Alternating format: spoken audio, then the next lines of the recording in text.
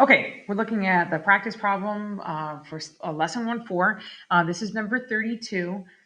They tell you to use the figure here, they call it at right, but this figure right here to get the relationship between the given length. So segment SM and segment MR. Now, this is a little bit more complicated because they got multiple triangles put together. But the idea is these are both in one triangle. And if I kind of color code it here, you can sort of see the SM would be this little length right here. And the MR would be this length right here. Now we should have enough information in this diagram to figure out what the angle measures are in this entire triangle, and then we can figure out which is bigger based on the angle measure. So first off, 60 is already there. That's good to know. So I know 60 is going to be opposite this orange side. I need to figure out this side right here, which is going to be opposite the yellow side.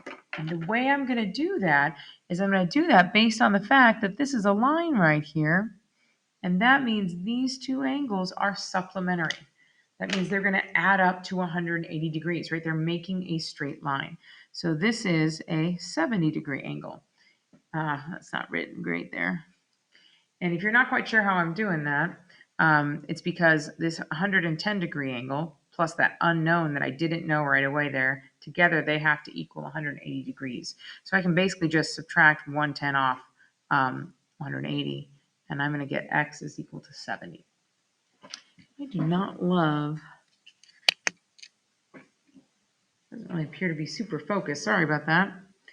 So x is 70 degrees. Now once I know that this is 70, look, I have a triangle. I'll kind of redraw it here. I got a 60-degree angle over here, and I got a 70-degree angle over here. And I really just need to know the relationship between these two sides. The orange one, which corresponds to the 60-degree angle, and this yellow one, which corresponds to the 70-degree angle. Well, we know based on the largest side, longest angle relationship that this side, the yellow side, has to be bigger because 70 degrees is bigger than 60.